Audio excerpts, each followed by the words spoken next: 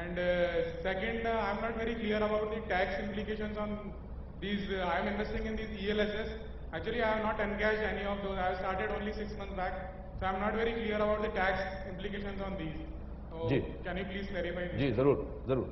Dividend और growth option में क्या देखिए, 3 ऑप्शंस म्यूचुअल फंड ऑफर करते हैं। एक डिविडेंड री इन्वेस्टमेंट होता है, एक डिविडेंड पे आउट होता है और एक ग्रोथ होता है। जहाँ तक डिविडेंड री इन्वेस्टमेंट का सवाल है, वो ज़्यादा अच्छा रहता है अगर आप डेट फंड में लें, क्योंकि री इन्वेस्टमेंट इक्विटी फंड में कुछ मीनिंग नहीं है उसका।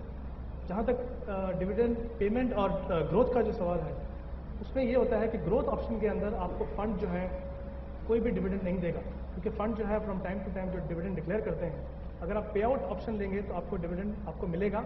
और एज पर द करंट जो आज टैक्सेशन के रूल्स हैं, उसके हिसाब से इक्विटी फंड्स के अंदर जो भी डिविडेंड आपको मिलेगा वो टैक्स फ्री होता है। तो ये 2 मेजर डिफरेंस हैं। जो अभी अगर आप लंबे समय के लिए इन्वेस्ट कर रहे हैं, आपका पर्पस है कैपिटल बिल्ड करने के लिए, तो आपको ग्रोथ ऑप्शन में जाना चाहिए। क्योंकि अगर आप छोटा अमाउंट इन्वेस्ट कर रहे हैं रेगुलरली, तो अगर डिविडेंड आपके पास आएगा भी तो आप क्या करेंगे इसका? कहीं ना कहीं आप खर्च करेंगे और आपका जो बेसिक पर्पस है ग्रोथ का वो निकल जाएगा। और टैक्स वाइज दोनों सेम है? दोनों सेम है। 1 साल आपने कंप्लीट कर लिया, दोनों टैक्स फ्री। दोनों टैक्स फ्री। जी हाँ। और ELSS की जैसे आपने बात की, उसमें आप 6 महीने तक निवेशित रहे हैं, आपको 3 साल रहना ही पड़ेगा और जो आपको पैसे मिलेंगे वो टैक्स फ्री होंगे। हाँ जी, आप मैं यहाँ पे जानना चाहूँगा कि जो FMP के रिटर्न्स टेंटेटिव यील्ड बतलाई जाती है, क्या वो गारंटीड यील्ड है? FMPs क्या गारंटीड हैं जो इनकी यील्ड्स होती हैं? नहीं, बहुत अच्छा सवाल है। FMPs में कोई गारंटीड रिटर्न नहीं है। मैं आपको समझाता हूँ ब्रीफली कि FMP क्या होता है। FMP एक फिक्स पीरियड का प्रोडक्ट है, डेट प्रोडक्ट बोलते हैं इसको, डेट स्कीम है ये, जहाँ पे 3 महीने की FMP होती है, 6 मंथ्स की है, 1 ईयर, 2 ईयर्स। तो जब आप FMP में इन्वेस्ट करते हैं, फंड मैनेजर्स उस पैसे को उतनी ही अवधि के लिए डेट इंस्ट्रूमेंट में इन्वेस्ट करते हैं। और क्योंकि अगर मान लीजिए आपने 1 साल की FMP के लिए इन्वेस्ट किया, तो फंड मैनेजर उन डेट इंस्ट्रूमेंट में इन्वेस्ट करेगा जिनकी मैच्योरिटी 1 साल के बाद है। क्योंकि आप मैच्योरिटी तक होल्ड करेंगे उस पर्टिकुलर इंस्ट्रूमेंट को, फंड मैनेजर्स के हिसाब से बोल रहा हूँ मैं, उनको कोई भी इंटरेस्ट रेट वॉलेटिलिटी का इम्पैक्ट नहीं आएगा। जो उनको यील्ड पता है जो मिलेगी वो उनको मैच्योरिटी में मिल जाएगी। इसीलिए आपने देखा होगा कि वहाँ पे इंडिकेटिव यील्ड की बात की जाती है, वो आपको बताती है कि किस तरह के रिटर्न आपको वहाँ से मिल सकते हैं, लेकिन वो गारंटेड रिटर्न्स नहीं। जी आप। सर, अभी हाल में ही जो अमेरिका में 2-3 बैंकरप्सी तक पहुंच गई हैं और जो इंश्योरेंस कंपनियां बैंकरप्सी पे पहुंच गई हैं, तो जो हमारा जो आज पैसा इंश्योरेंस पॉलिसीज में लगा हुआ है, तो 10 या 15 साल बाद हमें भी उस स्थिति का सामना करना पड़ सकता है क्या? बहुत अच्छा सवाल है आपका। इसके लिए ये बताइए अभिजीत कि हम सब सोचते थे, आज तक हम सब सोचते थे कि जो बहुत बड़े इंस्टीट्यूशन होते हैं वो कभी गिर ही नहीं सकते, लेकिन अब 150 साल पुराने इंस्टीट्यूशन, $1 ट्रिलियन के इंस्टीट्यूशन गिर गए। क्या प्रोटेक्शन है एक यूनिट होल्डर की जब आप पैसा डालते हैं? क्या लॉ, जो आपके रूल्स हैं इस तरह के हैं कि अगर कंपनी खत्म भी हो गई तो कम से कम जो आपके इंश्योरेंस का अमाउंट है वो आपके पास जरूर पहुंचेगा? मैं अभी तो पहले सिर्फ इंडिया के रूल्स के बारे में बात करूंगा।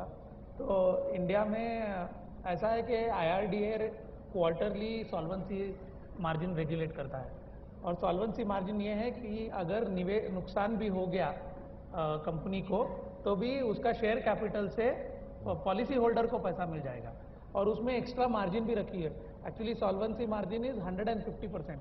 सो if you require 100 rupees of capital to protect the policy holder, IRDA is asking us to keep 150 rupees, and we have to report to IRDA this solvency margin every quarter.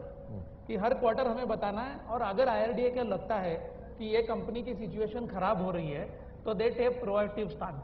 अभी तो India में अभी तक हुआ नहीं है ज़्यादा, but आगे जाके proactive steps, first step they take is they say that okay, I am drawing parallel from what has happened in other countries. They will say that okay, you can't, if you improve the situation, bring capital.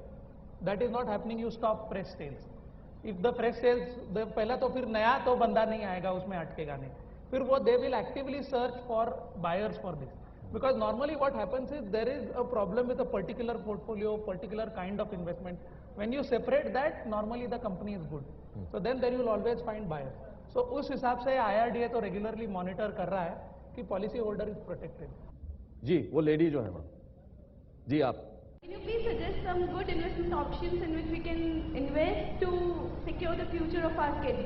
Children के लिए? जी, children के लिए जो long term के जो need होती है, उसमें यूलिप्स के जो चाइल्ड प्लान्स होते हैं वो क्या सही रहते हैं? हाँ, आपका फाइनेंशियल गोल है, बच्चों की पढ़ाई है या शादी है, उसके लिए आपको 10, 15, 20 साल इन्वेस्ट करना है। यूलिप हर company, insurance company child related plan offer करती है, आप वो ले सकते हैं। ये जरूरी नहीं है कि सिर्फ आप यूलिप ले, आप किसी भी तरह सिस्टमेटिकली इन्वेस्ट करें कि आपका गोल होना जरूरी है कि आपको 15 साल के बाद 5 लाख रुपया चाहिए, जो कुछ भी अमाउंट है आपके मन में, और उसके लिए ये this class of instrument is likely to provide me this return, this class of instrument is likely to provide me this return, और बैक कैलकुलेशन करती हो तो आपको पता चलेगा। तो मैं आपको एक थंब रूल देता हूं, अगर इक्विटी में लेना चाहती हो तो आप 15% ग्रॉस और माइनस कॉस्ट 2-2.5%, तो 12.5% नेट रिटर्न आपको आएगा। फिक्स इनकम में आप समझ सकती हो कि 8 से 9% ग्रॉस, तो -1%, उधर intermediation cost is less, so about 7% return. Then you choose, but if it's 15 years, then I would say equity is a good because you will get higher return. और यूलिप में लीजिए, उसका डेडिकेटेड चाइल्ड प्लान है। ये dedicated child plan के क्या फायदे हैं?